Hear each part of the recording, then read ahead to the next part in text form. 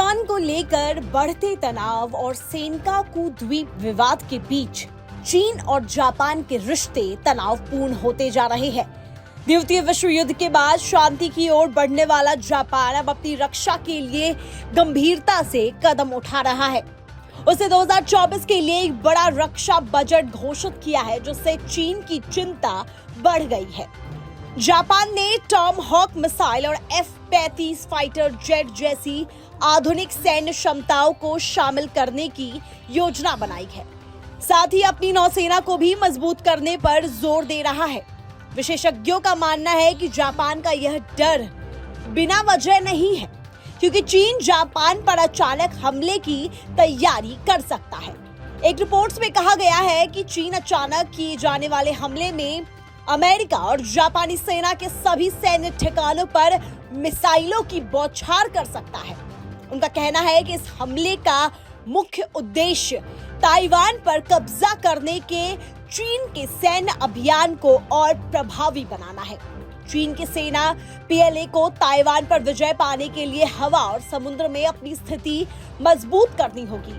America की अधिकांश सेना और युद्धपोत जापान में तैनात है, लेकिन यदि चीन ऐसा हमला करता है तो यह तीसरे विश्व युद्ध की शुरुआत कर सकता है। विशेषज्ञ ने कहा कि इस बात में कोई संदेह नहीं है कि चीन अपने पहले हमले में जापान में बहुत ज्यादा तबाही मचा सकता है।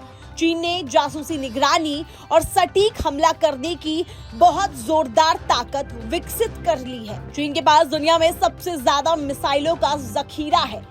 विशेषज्ञों का कहना है कि अगर चीन अचानक से हमला करता है तो वह जापानी द्वीप पर मौजूद अमेरिका के ज्यादातर सैन्य हथियारों को तबाह कर सकता है। यही नहीं, अमेरिकी लड़ाकू विमानों को उड़ान भरने से रोक सकता है, साथ ही जापानी बंदरगाहों को भी घेर सकता है। चीनी सेना ने अपने डॉक्ट्रिन में पहले हमला करके ताइवान पर भीषण हमला करने के लिए रास्ता तैयार करने की बात कही गई है। इस परिस्थिति में चीनी सेना को हजारों की तादाद में अपने सैनिकों को समुद्री रास्ते से नौसैनिक युद्धपोतों और नागरिक जहाजों की मदद से ताइवान भेजना होगा। चीनी सेना अगर अमेरिका और जापान की सेना पर पहले हमला करके उनके ठिकानों को तबाह कर देती है तो हवा और समुद्र में उसका राज हो जाएगा। चीन को अपनी सेना ताइवान पहुंचाने के लिए इसकी बहुत जरूरत होगी। आधुनिक इतिहास में ऐसा कोई समुद्री अभियान दुश्मन की सेना और नौसेना के रहने की वजह से सफल नहीं हुआ है।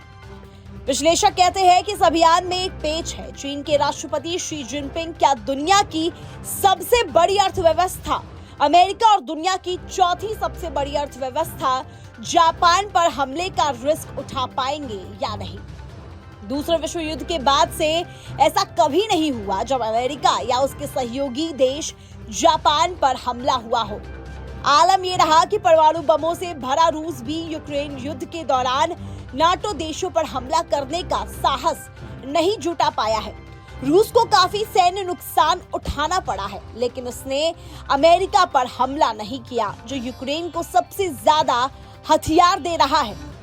एक रिपोर्ट्स में कहा गया है कि इसके बाद भी अमेरिकी सेना पर इस तरह के चीनी हमले का जोखिम रहेगा। इसी खतरे को देखते हुए कई जापानी विशेषज्ञ परमाणु बम बनाने का समर्थन कर रहे हैं। वही परमाणु हमले का सामना कर चुका जापान अब तक इससे दूर रहने का प्रण किए हुए है।